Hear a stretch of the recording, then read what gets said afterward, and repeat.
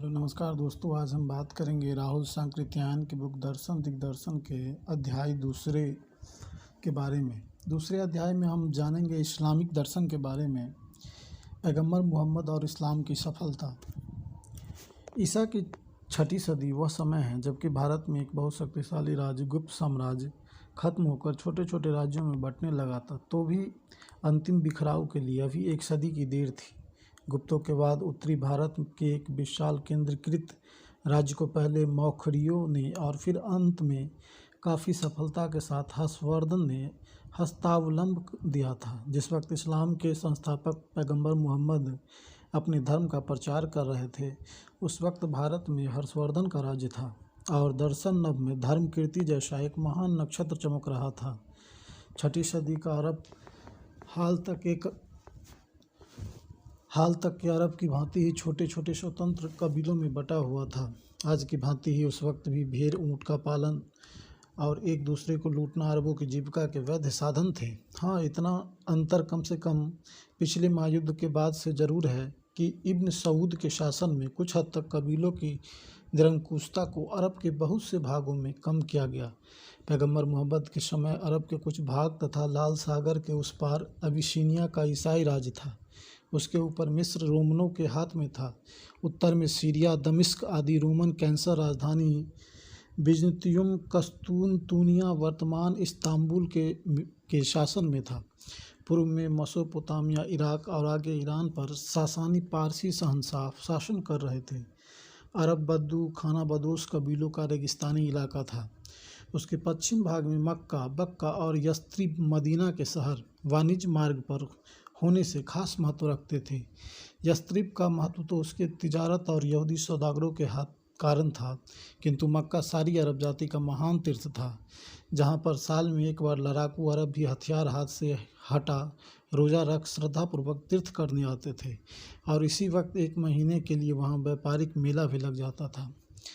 पैगंबर मोहम्मद जीवनी अरबों का सर्वश्रेष्ठ तीर्थ होने के कारण मक्का के काबा मंदिर के पुजारियों पंडों को उससे काफ़ी आमदनी ही नहीं थी, बल्कि वह कुल और संस्कृति में अरबों के ऊंचा स्थान रखते थे। पैगंबर मोहम्मद का जन्म मक्का के एक पुजारी वंश कुरैश में हुआ था। उनके माता पिता बचपन में ही मर गए और बच्चे की परवरिश का भार दादा और चाचा पर पड़ा।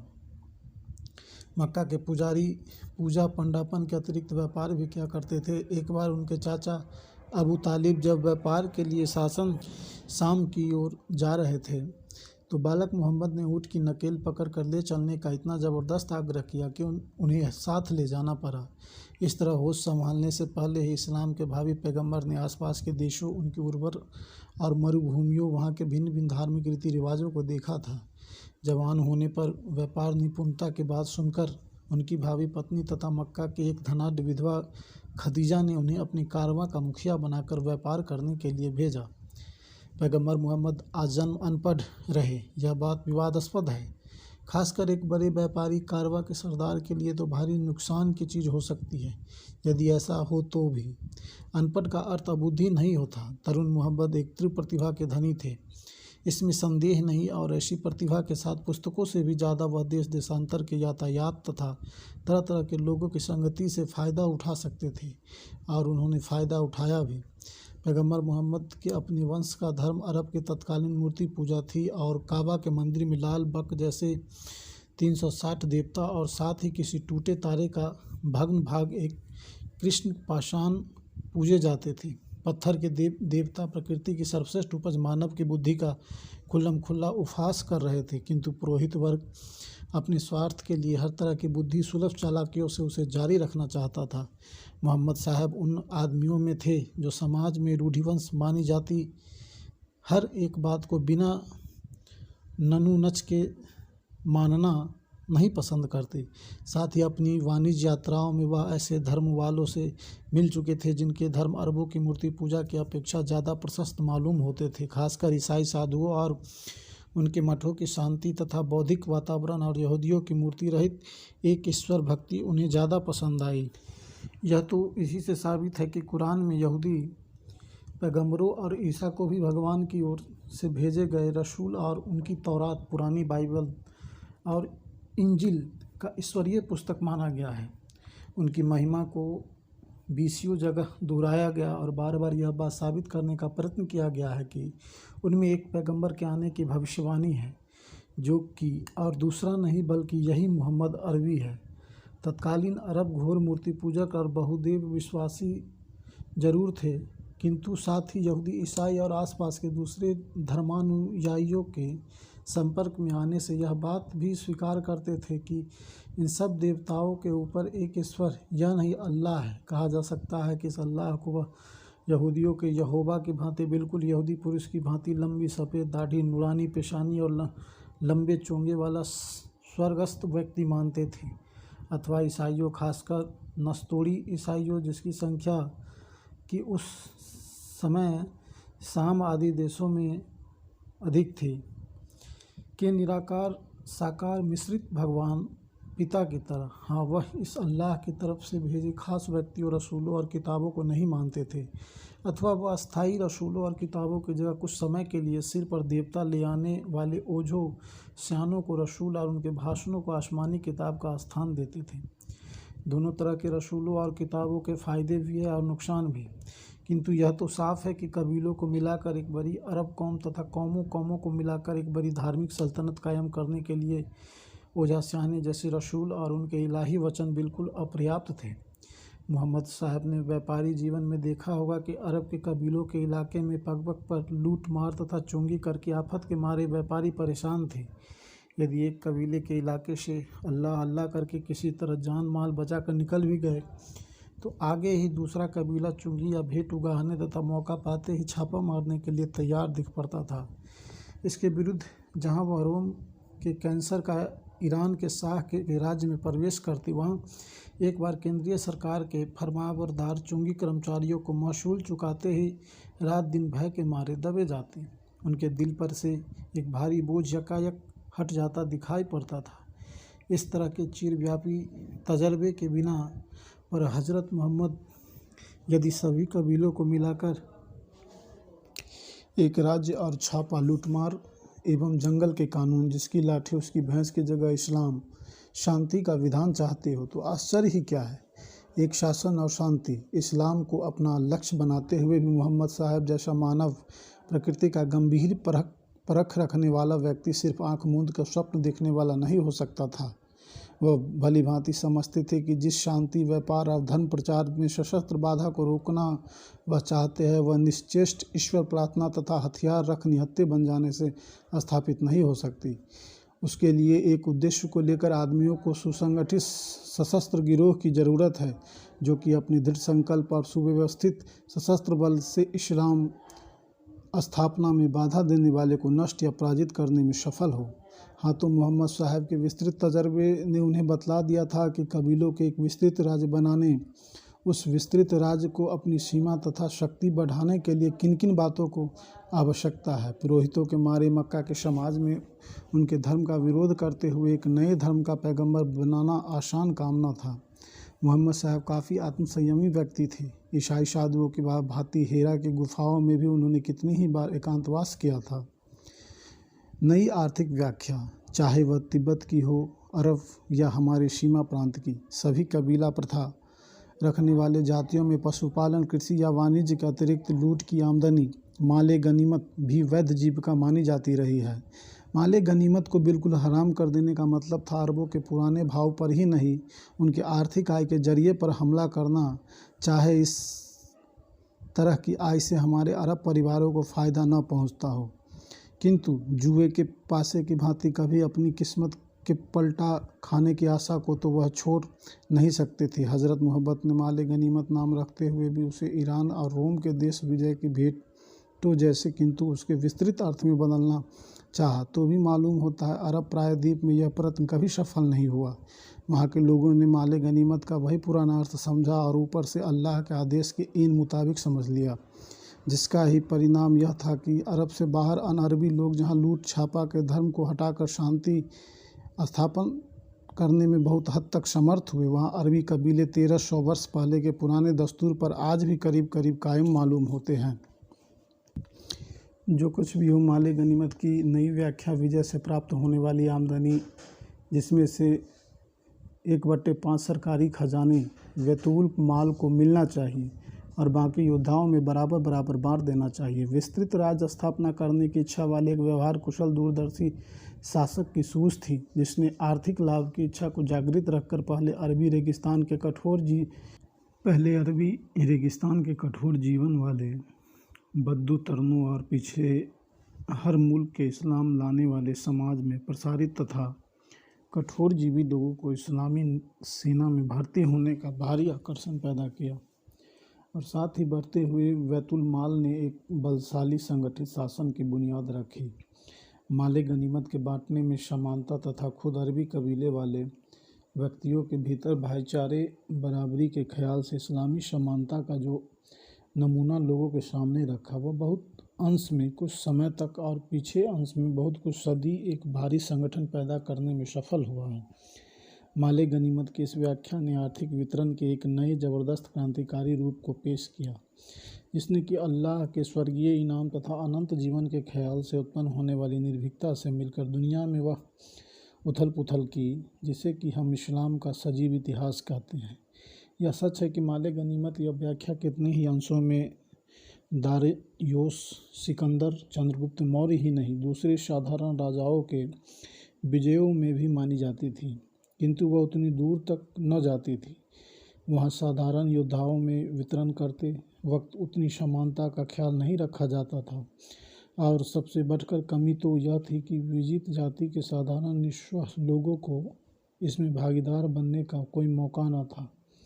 इस्लाम में विजित जाति के अधिकांश धनी और प्रभु वर्ग को जहाँ पामाल किया, वहाँ अपनी शरण में आने वाले खासकर पीड़ित वर्ग को विजय लाभ में साझेदार बनाने का रास्ता बिल्कुल खुला रखा। स्मरण रखना चाहिए, इस्लाम का जिससे मुकाबला था वह सामंतों पुरोहितों का शासन था, जो कि सामंतशाही शोषण और दासता के आर्थिक ढांचे पर आश्रित था। यह सही है कि इस्लाम ने इस मौलिक आर्थिक ढांचे को बदलना अपना उद्देश्य कभी नहीं घोषित किया, किंतु उसके मुकाबले में अरब में अभ्यस्त कबीलों वाले भ्रातृत्व और समानता को जरूर इस्तेमाल किया, जिससे कि उसने सीमित शासक वर्ग के नीचे साधारण जनता के कितने ही भाग को आकर्षित किया और मुक्त करने में सफलता पाई।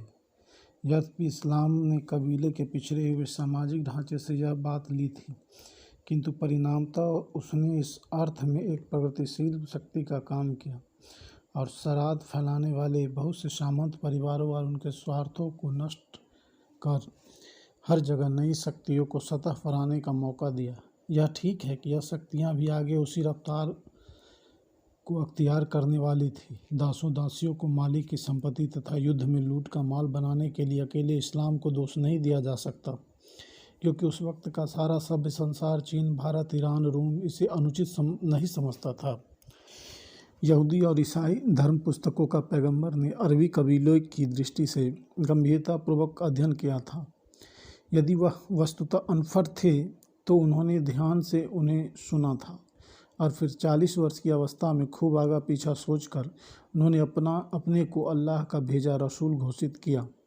उनकी जीवनी की बहुत सी बातों तथा कुरान की शिक्षा के बारे में मैं अपने कुरान सार में लिख चुका हूँ, इसलिए उन्हें यहाँ नहीं लिखना चाहता, न वह इस पुस्तक का विषय है। पैगंबर मोहम्मद ने सही माने में घर से वानारंभ की अंग्रेजी कहावत को चरितार्थ किया और पहले पहल उनकी स्त्री खदीजा ने उनके धर्म को स्वीकार किया।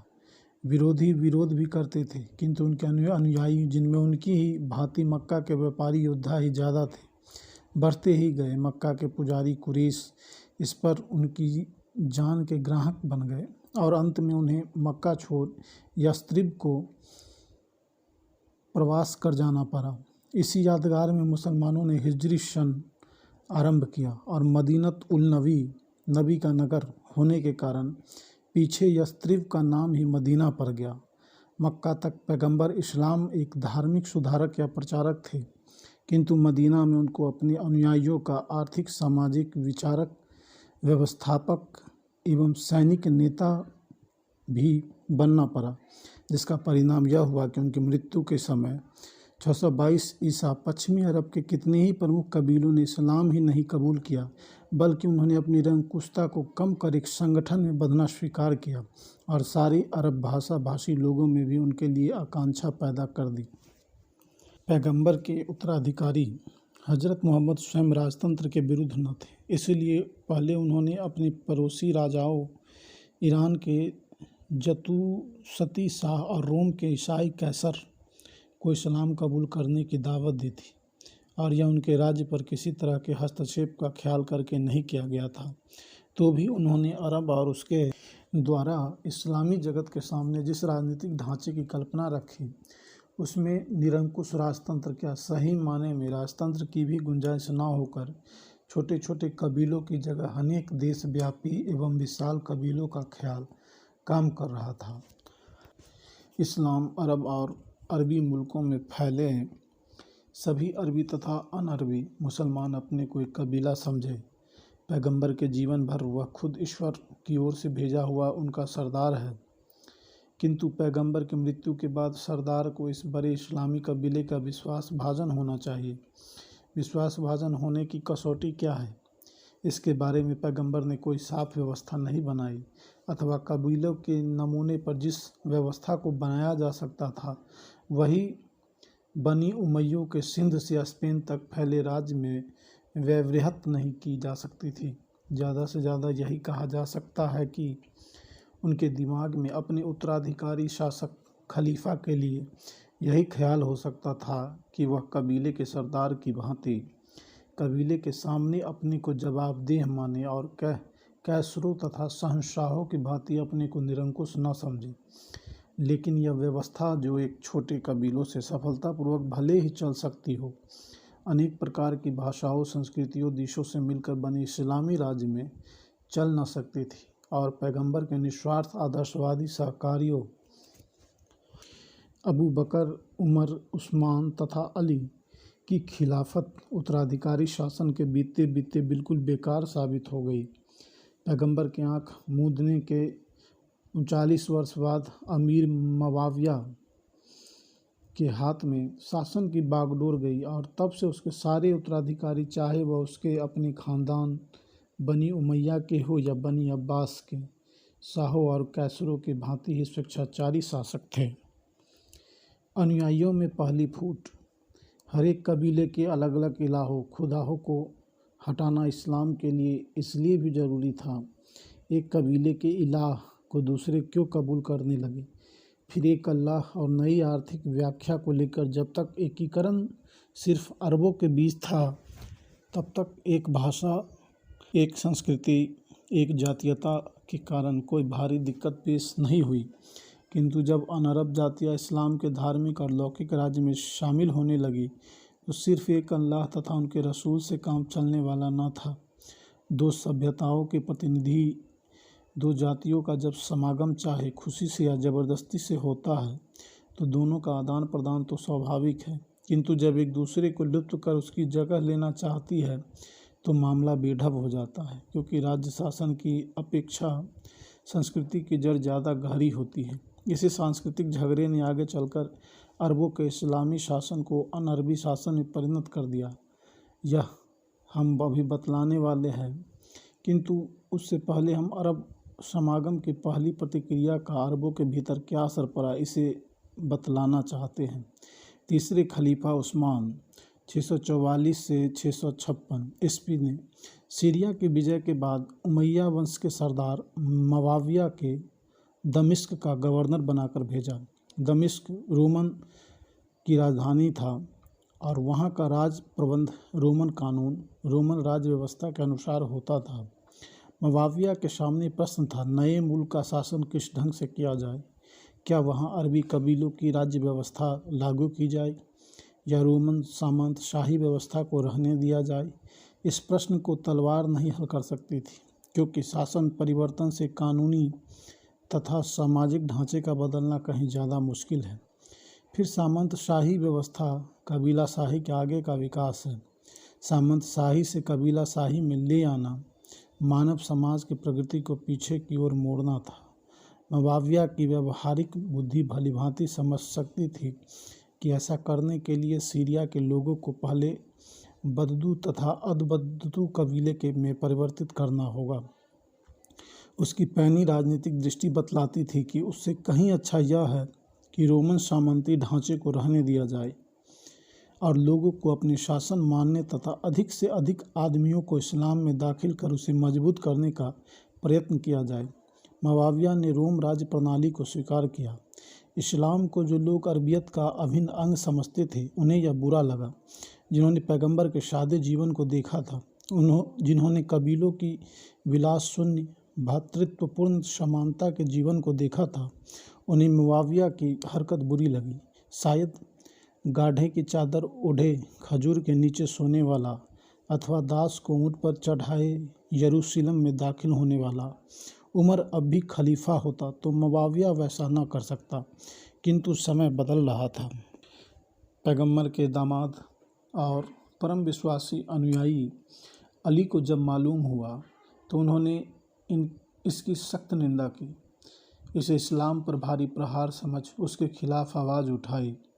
उनका मत था कि हमारी सल्तनत चाहे रोम पर हो या ईरान पर, वह अरबी कबीलों की सादगी समानता को लिए होनी चाहिए। अली की आवाज़ अरण्य रोदन थी। सफल शासक मुआविया से खलीफा उस्मान को नाराज़ होने की ज़रूरत न थी।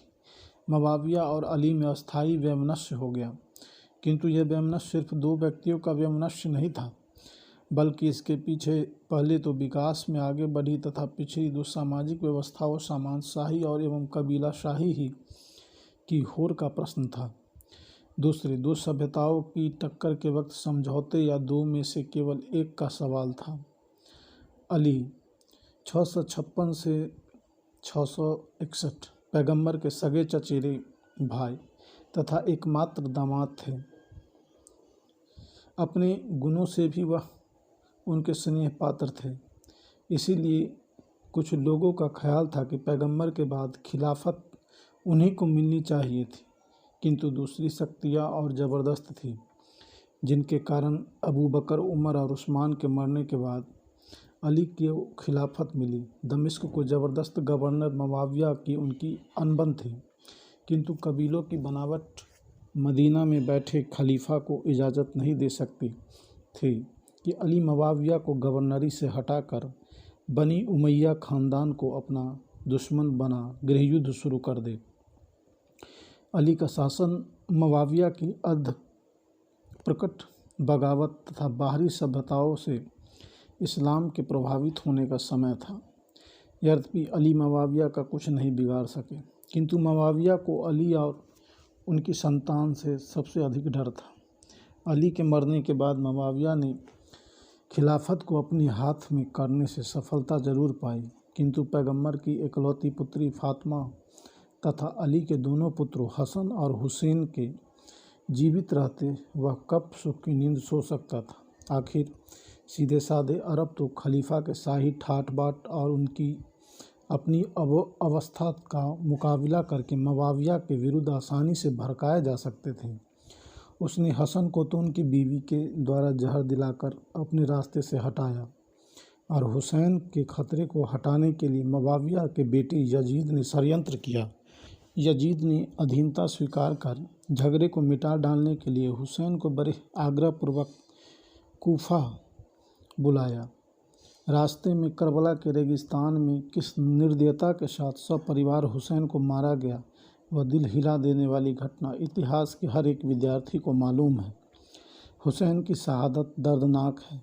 हर एक सहृदय व्यक्ति की सहानुभूति हुसैन तथा उनके 69 साथियों के प्रति होना जरूरी है। यजीद के सरकारी दबदबे के होते भी जब करबला के शहीदों के 70 सिर कूफा के यजीद के सामने रखे गए और निस्त्रिंस यजीद ने हुसैन के सिर को डंडे से हटाया तो एक बूढ़े के मुंह से यकायक आवाज़ निकल आई, अरे धीरे धीरे, यह पैगंबर का नाती है। अल्लाह की कसम, मैंने खुद इन्हीं होठों को हजरत के मुंह से चुंबित होते देखा था। मानवता के न्यायालय में हम यजीद को भारी अपराधी ठहरा सकते हैं, किंतु प्रकृति ऐसी मानवता के कायल नहीं है। उसका हर अगला कदम पिछले के ध्वंस पर बढ़ता है। आखिर अली हुसैन या उसके अनुयायी विकास को सामंतशाही से आगे की ओर नहीं बल्कि पीछे खींचकर कबीले शाही की ओर ले जाना चाहते थे, जिसमें यदि सफलता होती तो इस्लाम उस कला साहित्य दर्शन का निर्माण न कर सकता जिसे हमने भारत, ईरान, मेसोपोटामिया, तुर्की और स्पेन में देखा, और यूनानी दर्शन द्वारा फिर से वह यूरोप में उस पुनर्जागरण को न करा पाता जिसने आगे चलकर वैज्ञानिक युग को अस्तित्व में ला दुनिया की काया पलट करने का जबरदस्त आयोजन कराया। इस्लामी सिद्धांत। कुरानी इस्लाम के मुख्य सिद्धांत है। ईश्वर एक है, वह बहुत कुछ साकार सा है और उसका मुख्य निवास इस दुनिया से बहुत दूर 6 आसमानों को पार कर 7वें आसमान पर है। वह दुनिया को सिर्फ कुन कहकर अभाव से बनाता है। प्राणियों में आग से बने फरिश्ते देवता और मिट्टी से बने मनुष्य सर्वश्रेष्ठ हैं। फरिश्तों में से कुछ गुमराह होकर अल्लाह के सदा के लिए दुश्मन बन गए हैं और वे मनुष्यों को गुमराह करने की कोशिश करते हैं। इन्हें ही शैतान कहते हैं। इनका सरदार इब्लिस है, जिसका फरिश्ता होते वक्त का नाम अजाजिल था। मनुष्य दुनिया में केवल एक बार जन्म लेता है और ईश्वर वचन कुरान के द्वारा विहित पुण्य पाप कर्म करके उसके फलस्वरूप अनंत काल के लिए स्वर्ग या नरक पाता है। स्वर्ग में सुंदर प्रसाद, अंगूरों के बाग, शहद, शराब की नहरें, एक से अधिक सुंदरिया हूरें तथा बहुत से तरुण चाकर गिलमान होते हैं। दया, सत्य भाषण, चोरी न करना आदि सर्वधर्म साधारण भले कामों के अतिरिक्त नमाज, रोज़ा, दान और हज, जीवन में एक बार काबा दर्शन, ये 4 मुख्य हैं। निश्चित कर्मों में अनेक देवताओं व उनकी मूर्तियों का पूजन, शराब पीना हराम, मांस, सूअर तथा कलमा बिना पढ़े मारे गए जानवर का मांस खाना आदि